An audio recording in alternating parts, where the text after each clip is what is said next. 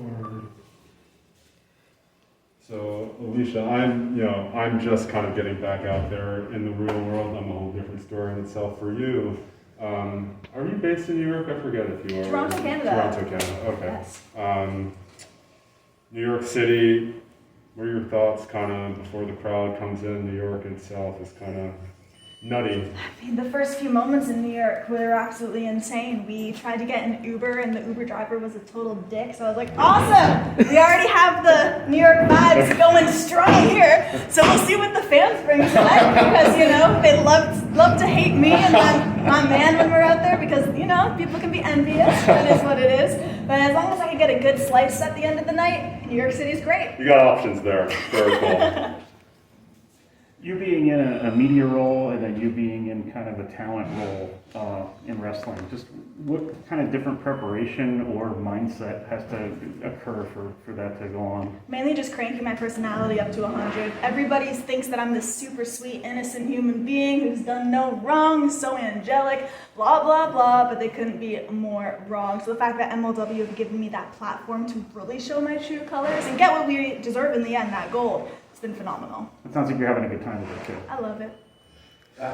Yeah, I'm just curious, I guess kind of just piggybacking off of that question, before MLW, kind of making this transition character-wise and maybe embracing this role a little bit, did you feel that this was something that you would really lean into? Is this something that you wanted to accomplish before arriving at the company? This is something I actually suggested to Court a long time ago, saying, hey, I know I can bring a lot more to the table than just holding a microphone, and I'm not just here to stand and listen to everybody else talk. So let me once again go in there, show them what I'm made of, show them I can speak, I'm great on the microphone, and I can do a lot more than just stand here. So it's definitely something I've wanted to do for a long time, and the fact that now I'm able to, and it feels like we are thriving in this, it's a good feeling.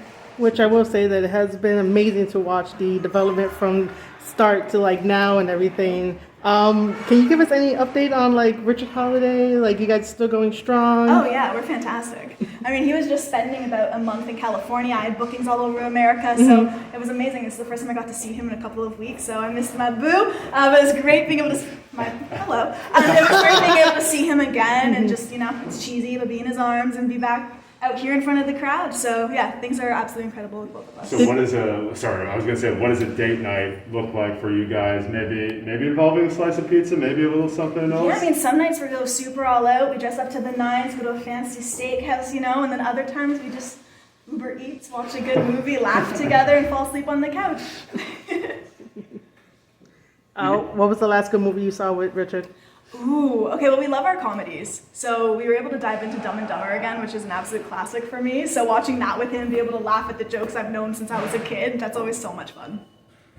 Anyone within wrestling that you look at when you kind of study the business as you do, that you look to as kind of inspiration for kind of the way you're performing right now? Yeah, for me, I've always thought that Mean Gene is one of the best to ever do it. Whether in the backstage role or more of the character development, he's just always so on point and always so quick with his replies, very cheeky. So he's definitely someone that I've always had my eyes on. I was able to meet him about 4 years ago at a convention, and he actually said how he knew what I was doing, and that blew my mind. So of course, he's no longer with us now, but to know that I'm out here now doing all this crazy stuff, I think that it would have been really cool to see his reaction and what he thought on that. So he was definitely someone I always had my eyes on.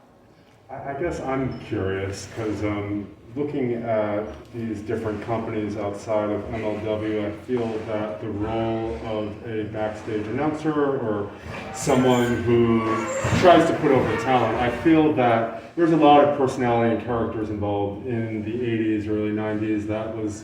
We saw a reduction in that as far as a mainstream presentation. Do you feel, your kind of thoughts or maybe reasoning as to maybe why these important figures that often add a lot to one's nostalgia and fond memories of the industry have kind of taken a backseat, maybe outside of you and a couple of other people? I think a lot of promoters don't know what to do. They just bring in someone, like I kind of mentioned earlier, just to hold the microphone, to barely speak their piece whatsoever and really let the star shine, not realizing that you can have 2 stars on the television at the same time. So it's great that MLW do realize that, because I've been in many companies where they don't, and they really do just want you to stand there and look pretty, and I think it's ridiculous.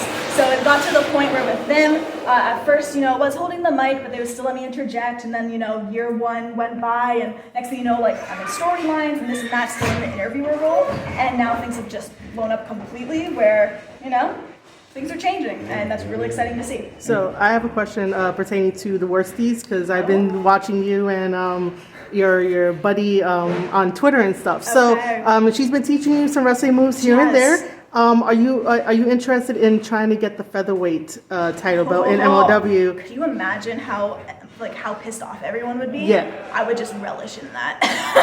I mean, I've been learning. By no means would I classify myself as a wrestler yet, but she's been teaching me some pretty devastating stuff that I would love to eventually maybe implement a bit more. You know, I'm not taking training seriously because it is stuff for the worsties and we have a lot of fun together. But at the same time, just because so many people are always saying, she can't do that, she can't do this, and I keep showing up that I can, I would love to have an actual wrestling match in front of fans and just like a big screw you to everybody. So I can't say when, I can't say yes, but maybe. If you guys have one more, let's keep it to one more question. If you have one more.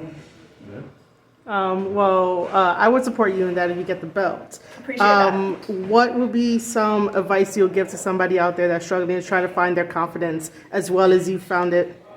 Screw what anybody says about you. Don't care, don't give a damn, don't give 2 damns. If someone has a problem with you, that's their problem. As long as you are unapologetically yourself and as cheesy as it is, can grow to love yourself because we're all different for a reason, doesn't matter what other people think about you, so just be confident.